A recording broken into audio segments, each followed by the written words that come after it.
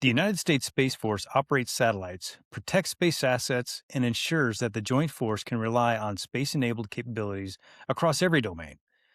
But before any of those missions can happen, the capabilities themselves have to be built. That responsibility falls largely to Space Systems Command, the organization charged with acquiring and delivering the systems that power modern space operations. From missile warning and tracking to GPS, protected satellite communications, and space domain awareness, the programs managed through Space Systems Command represent some of the most strategically important capabilities in the entire Department of Defense. The scale is significant. With more than 15,000 personnel and a budget of roughly $15 billion, the command oversees the development, integration, and fielding of the architectures that underpin national space power. And today, the pace of that work is accelerating. New acquisition approaches, deeper commercial integration, and new organizational constructs, including the creation of system deltas, are designed to close the gap between those building space capabilities and the operators who rely on them. Today, we're joined by someone helping lead that transformation. My guest is Colonel Andrew Menschner, Deputy Commander of Space Systems Command. He transferred into the Space Force after more than 2 decades in the Air Force and has been deeply involved in shaping how the service acquires and delivers space capabilities for the warfighter. I'm Bill Woolf, and this is Spacepower.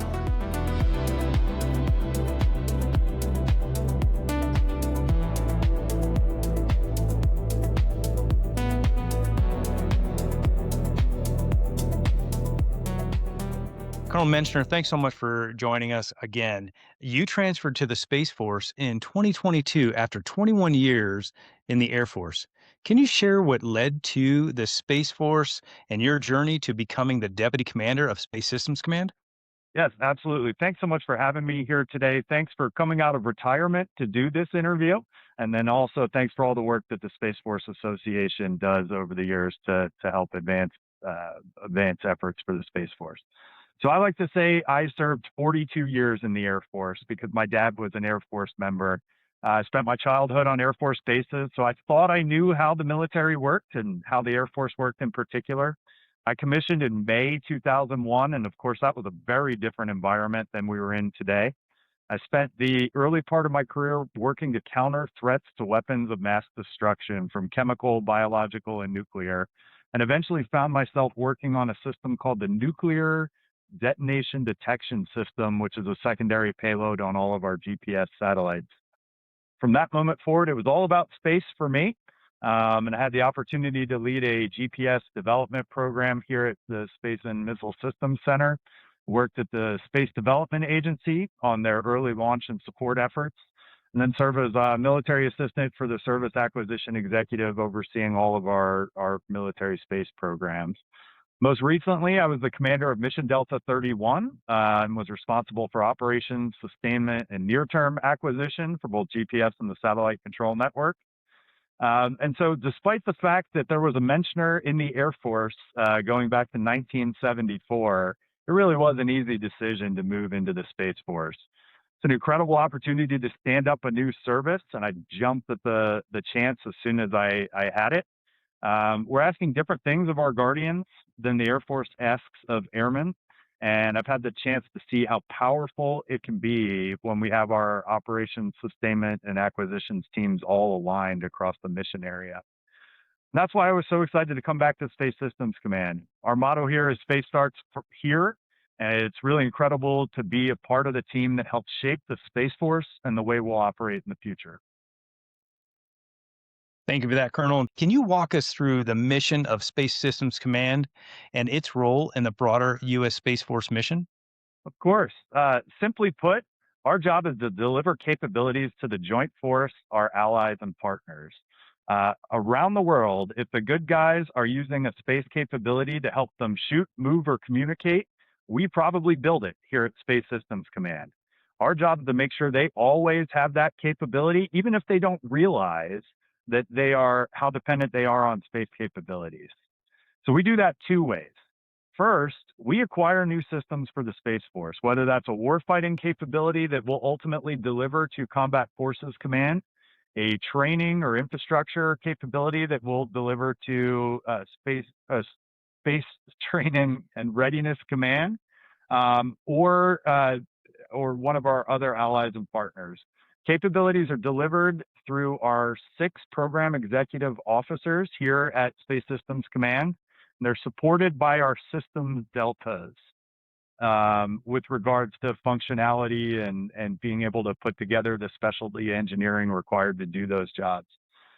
Together, they work with our command offices that are responsible for managing and maximizing partner opportunities, including the Commercial Space Office, our International Affairs Office, and our Space Systems Integration Office.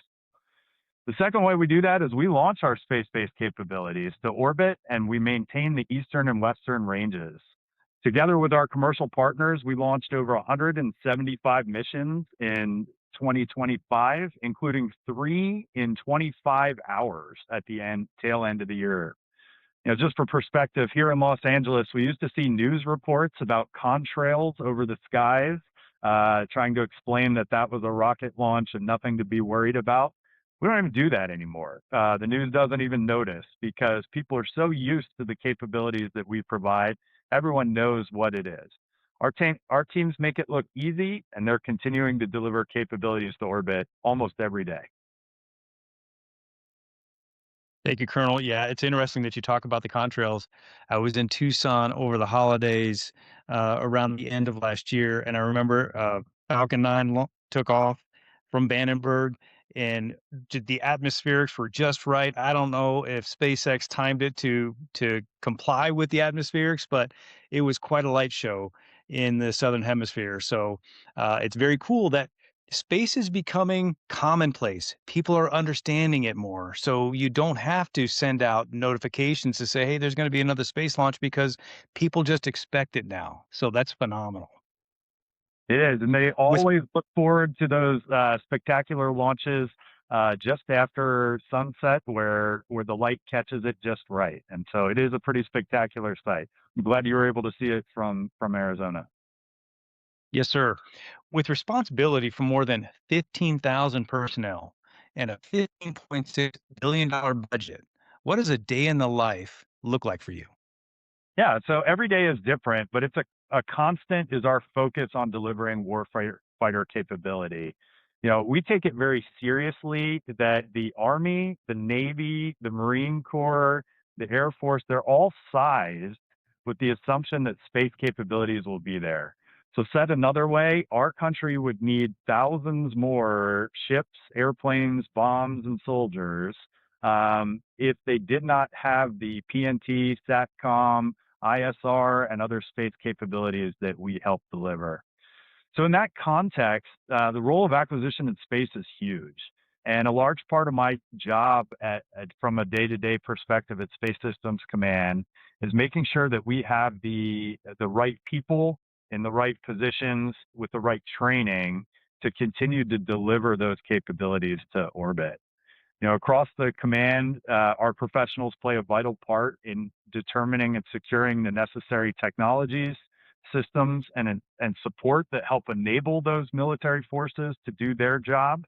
And I spend a lot of my time helping build that warrior mindset and infusing excellence at the speed of operations across all of our acquisitions. Thank you, Colonel.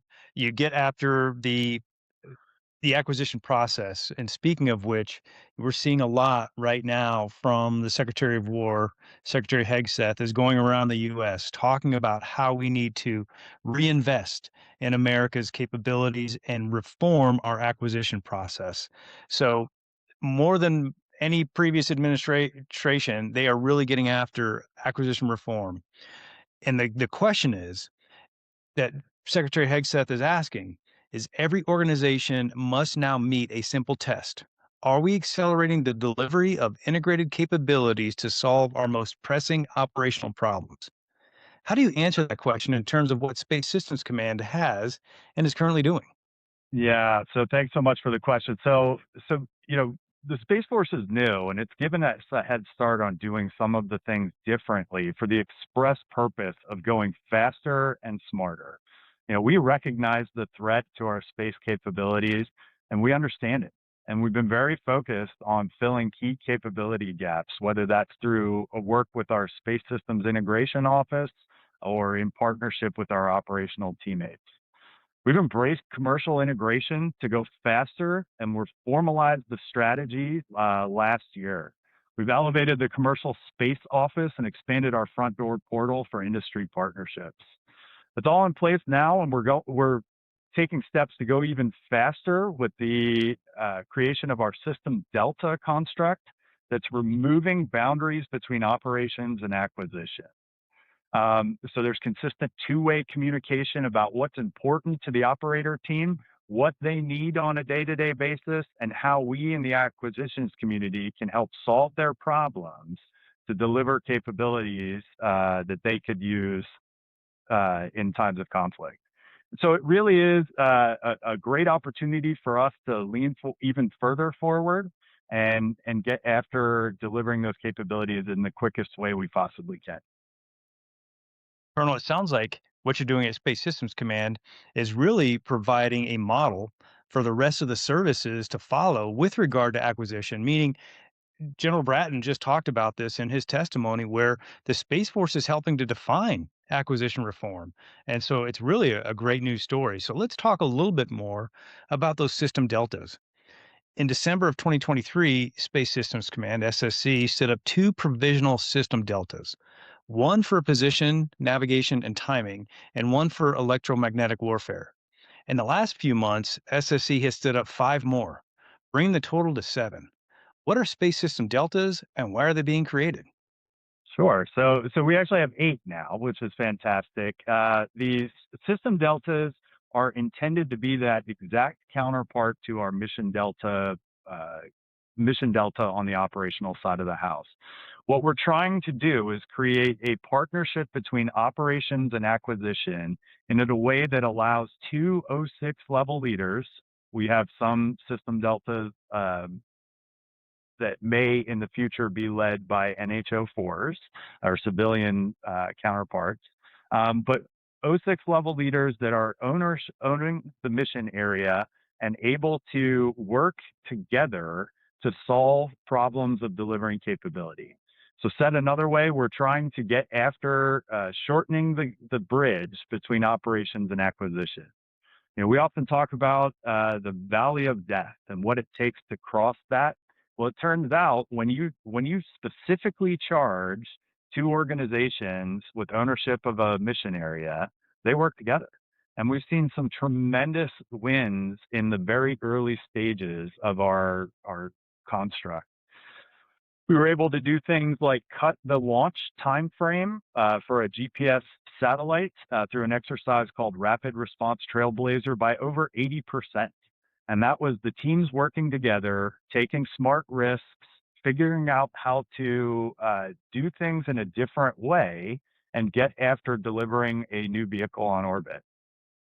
Forge is another one of our programs that met a major milestone, meeting its second operational acceptance, delivering OPIR capabilities to Combat Forces Command at Buckley Space Force Base.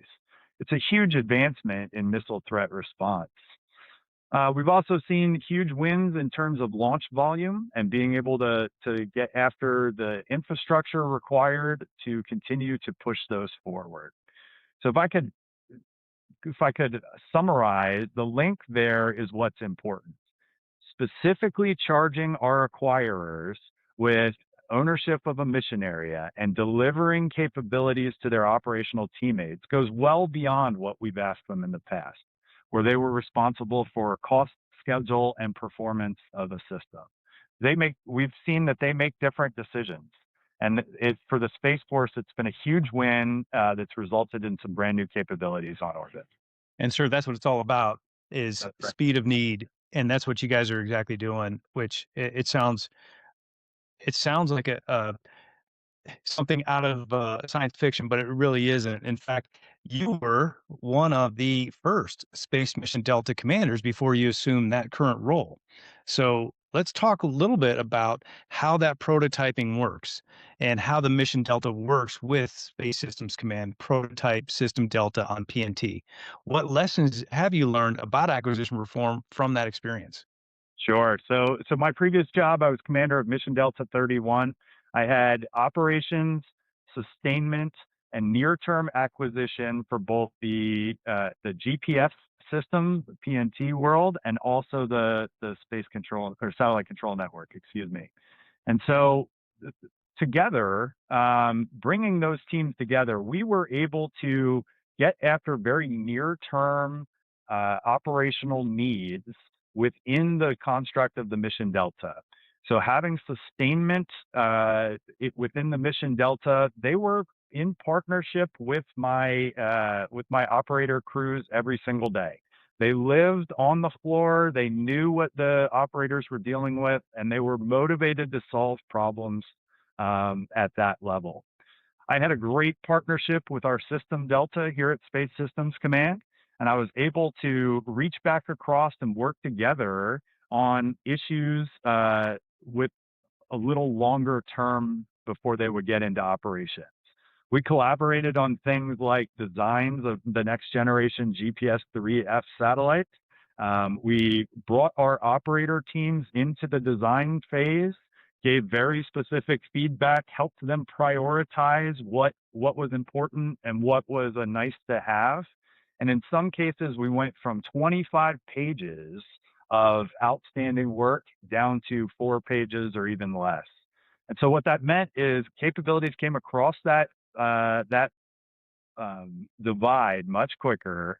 We were able to move forward in a coordinated way, and we were in it together. And so it was a fantastic partnership. The thing I learned from that is that we in the Space Force have the opportunity to do things differently. Here at Space Systems Command, largely we're based on a legacy Air Force model of how we did acquisition. And just for perspective, at one point there were over 40 F-16 squadrons across the Air Force, active, guard, and reserve. The F-16 SPO, the program office, had a very different relationship than we do on the space side, where there is one program office for GPS and one squadron that operates GPS. We can and should have a different relationship. Each service does acquisitions in a different model. For example, if you join the Army, you may go off and specialize in an operational capability, and then 10 or 12 years later, compete to come back and help acquire systems in that capability. We're taking the first steps to be different across the Space Force. We're infusing that operational knowledge into our acquirers. And we're seeing, as I said, huge wins as they bring that back into the acquisition world and help focus effort on delivering capabilities that are needed as soon as physically possible. Perfect, sir. Really appreciate that explanation on those lessons you learned from that system delta, how that's turning into a model for others, and how, again, you're getting capabilities to the warfighter's hands much faster. And, that brings me to an interesting conversation we've had with the chief of space operations, General Saltzman, and we're honored for him to send over his op-ed to the Space magazine to talk about perfect is too late. And so what does that mean to you? And he's been talking about that, of course, over the last 6-7 months. So what does that mean to you? And what should it mean to the acquisition professionals in your command? Sure. So simply put, 100%, meeting 100% requirements is not always worth waiting for. We are often willing to take a 60, 70, 80% solution, especially if it happens to be in a capability area where we may not have a whole lot of capability. So moving forward, from an acquisition perspective, we're very interested in minimum viable products and prototypes and things that we can deliver capability today that don't require us to go to every requirement before delivery. So said another way, I'll take it on the operations side, and then we'll keep working and perfecting it on the acquisition side. And when it's fully perfect, we'll take that too. But I don't want to wait for perfect to hand capability over to our operational teammates. It's just not reality right now, and it is a way that we can help get after that acquisition as a warfighting mindset delivering things today, and asking the question, what can I do, rather than focusing on what can't the system yet do. That's right. The simplest way to say it is, how can we get to yes? Yes, Let's get to yes and the way. yes, absolutely. Sir, you're leading a workforce of over 15,000 people, and that's no small task. What leadership principles guide you?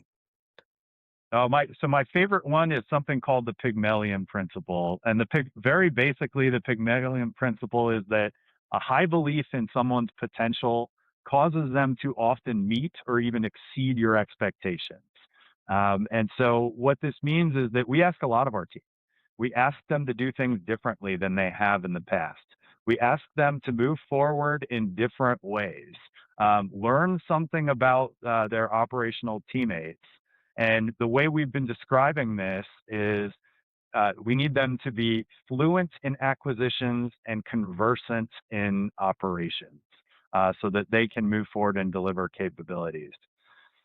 We're asking a lot of them. The leadership principle is that I know they can do it. I really believe we have the most talented and dedicated force really ever assembled across the space enterprise. We're asking them to move forward and change some of the mindsets that we've had. And those high expectations, I'm fully confident will be met or exceeded. So that Pygmalion principle is really asking them to believe in themselves and achieve what I know they're capable of doing. Thank you, sir. And how do you foster innovation? We hear a lot about innovation to keep such a large, diverse workforce aligned on mission success. Sure. So a couple things are key. One is communication. We mentioned the partnership with our operational teammates. Sometimes what we have found is that our operational teammates will sit around and say, "Man, this really makes my job hard." And we bring in an engineer, we bring in a young acquirer who said, "I can solve that problem." That communication is absolutely key and helps inform those capabilities that we're delivering. That innovation has been absolutely priceless. We like to advertise some of those in our new capability delivery bulletin, and it's really a quarterly newsletter that we publish that says, "Hey, here are the things we've done over the last year to help, or over the last quarter, excuse me, to help deliver capability to our warfighting teammates." That concept of, oh yeah, other people did that. Hey, we could probably do that in our mission area. That's building on itself and creating a mindset where we're not just delivering systems, we're delivering capabilities. We're constantly sending our teams to new training and new educational opportunities. And we're also very supportive of the ideas that they're creating. And so let me highlight just one example in our satellite communication system, Delta. Our team there, led by Colonel AJ Ashby, has developed a whole course, a mission qualification course, where their new acquirers and the new folks arriving to their system Delta dig deep into their requirements, the operations of their system, how it ties to the national defense strategy, where they sit in the world, and who's relying on them to deliver capabilities. And then they cap that off with a partnership with the Mission Delta in Colorado Springs. And they visit all the different types of satellite communication ops floors. And they learn and they talk to the operators and they work through it together. And at the end, they graduate with a satellite communication patch that they can wear on their arm. And that's how we're trying to foster that level of innovation by letting them know not only are they capable of doing it, training them to do it, and then asking them to know who is depending on them to deliver those capabilities. We've really seen an amazing partnership between the two field commands as we build that out. And, sir, how does mentorship play in developing the next generation of Guardians? So our mentorship is a huge part of what we're trying to do across Space System Command. There are many examples across the Space Force. It's one of the things that attracted me to come over is many of those officers and senior civilians who had invested in me were working in the space community. I think that's just sort of natural to what we do, and we've built on that with multiple different mentoring programs across the Space Systems Command and the Space Force. It's more than just skills. It's more than just learning your job. It's dealing with those professional development opportunities, dealing with challenges that people face as they're working here in their personal life. We really are looking for a partnership between mentors and mentees to help build the sort of warrior ethos and the skills required to deliver capabilities. We as a service are just so small, and so we need to be able to develop and build every single one of our guardians, both military and civilian, to get the best out of them. It's why it's so important to us and why we invest so much in it. Great word, sir. Yeah, Chief Pennsylvania highlighted that fact about the size of the force and the fact that it needs to double in size over the coming years. And I would say, yeah, probably that's just the beginning. I believe the Space Force should probably triple or quadruple in size in the future. And it is the most important domain of our time. Looking ahead, as Deputy Commander, where do you see the greatest opportunities for Space Systems Command in the next 5 to 10 years?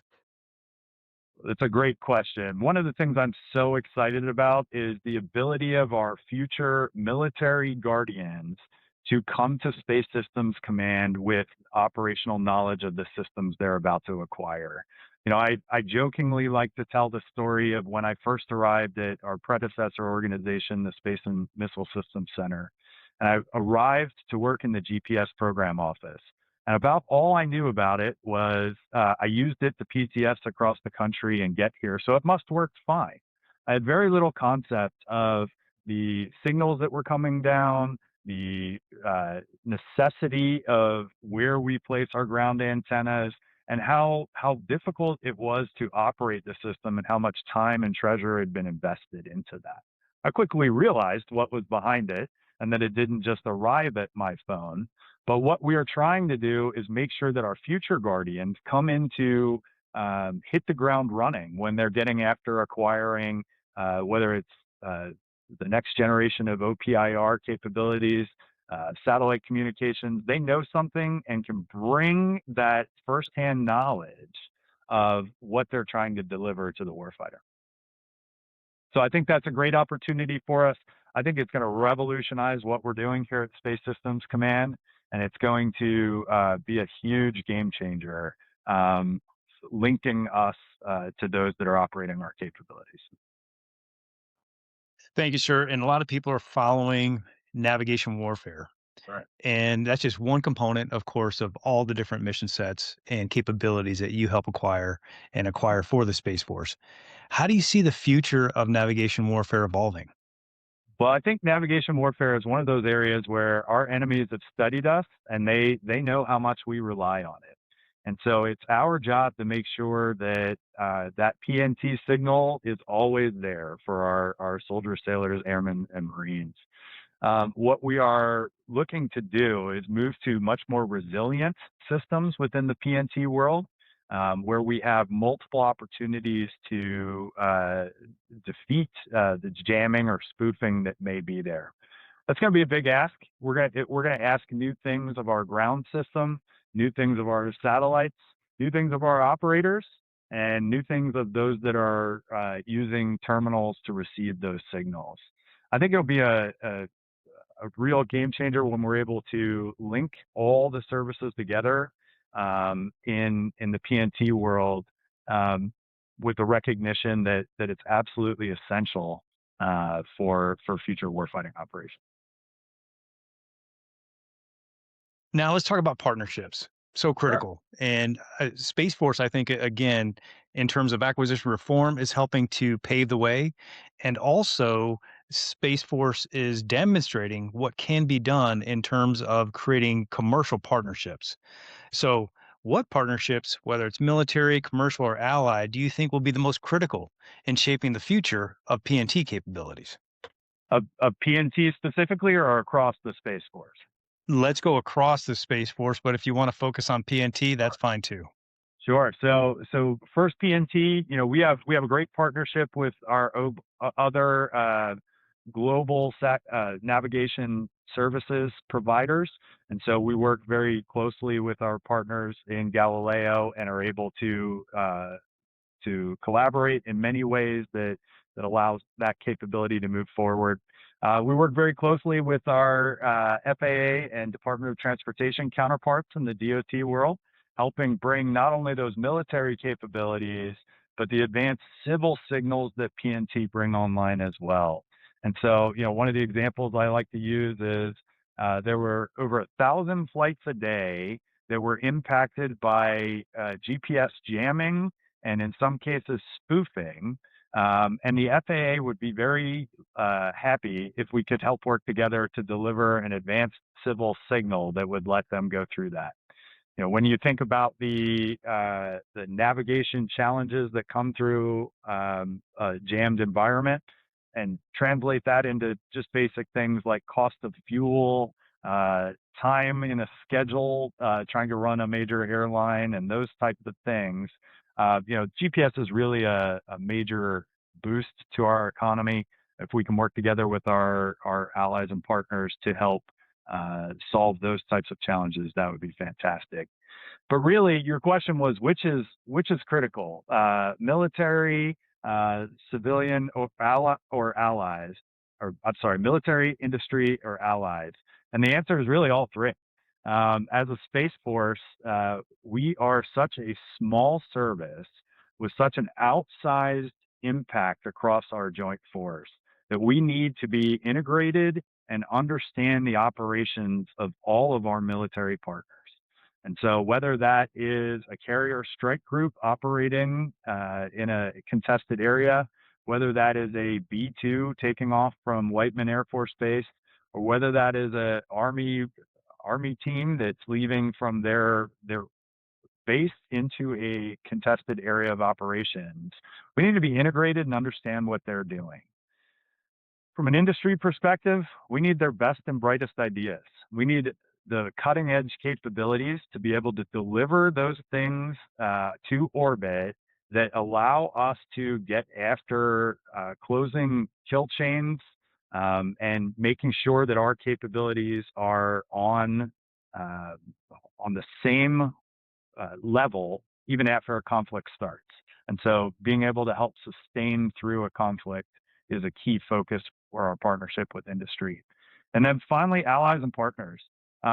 Space is a little bit unique in that our C2 requires a significant presence around the world. We rely on our allies and partners for not only access to certain areas, but we rely on their capabilities as well. And we're excited about our allies and partners growing their space capabilities, which allows us to work together and really has a compounding effect on the outcome. So that when we enter a conflict with our allies and partners, we have overwhelming overmatch, and we are assured that we're going to come out victorious there. So really, it's all That's three. great. Yeah, appreciate the question. Yes, sir. Well, you bring up a good point about um, whenever there's a potential conflict. So here we are, about a month into Operation Epic Fury, and I'm sure you're getting plenty of questions from family, friends about, hey, how has space changed the environment, and what has Space Systems Command done to ensure those warfighters have those capabilities? Yeah, thank you. So it is exactly the right time for the Space Force to be focusing on capability delivery. What we've seen both with this current operation and some of our most recent operations is how complex the environments are where we're asking our teams to operate.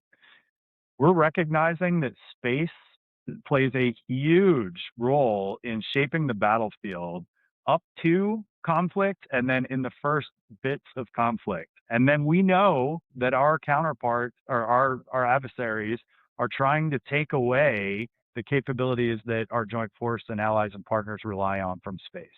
And so as we shape the battlefield, that helps keep our teams safe moving into areas of conflict. And then we need to continue letting them to do their job at the highest level.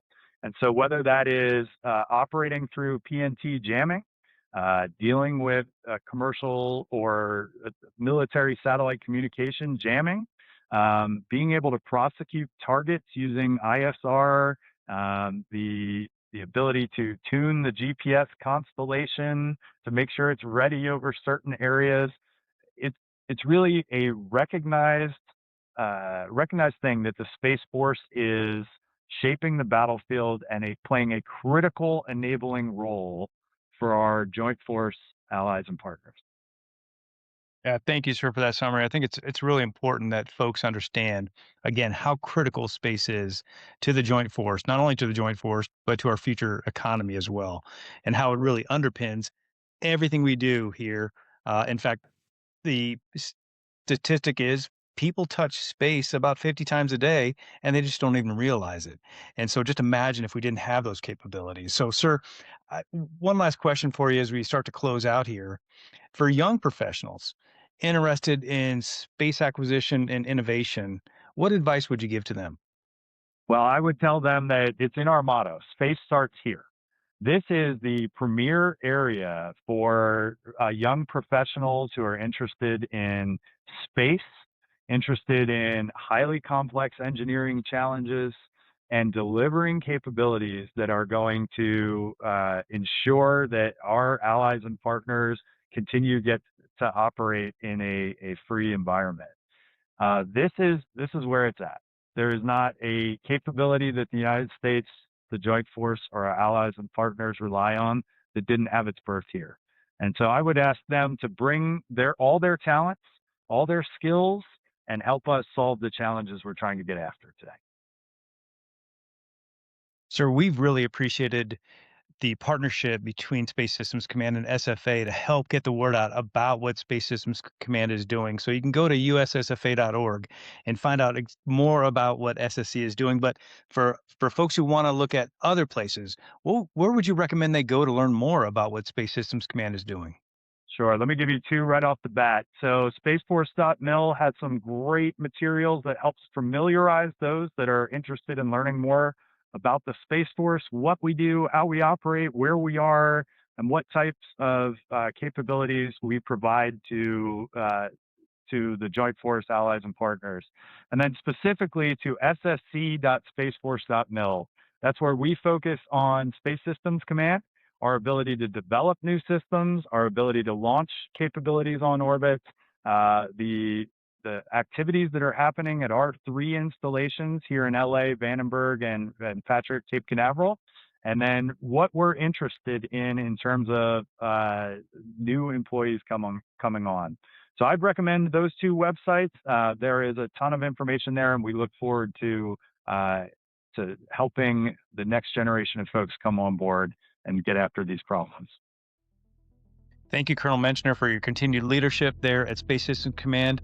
And thanks for everything you continue to do. And thanks for taking time with us here at SFA to talk on the Spacepower Podcast. Until next time, sir, Semper Supra. Semper Supra. Thank you so much.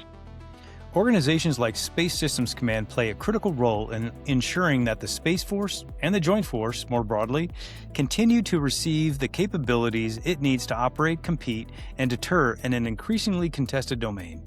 And as we heard today, the speed and effectiveness of acquisition may ultimately shape the future of space power, just as much as the systems themselves. To our listeners, thank you for joining us for this episode of Space Power. Space Power is produced by Ty Holliday. We'll see you next time.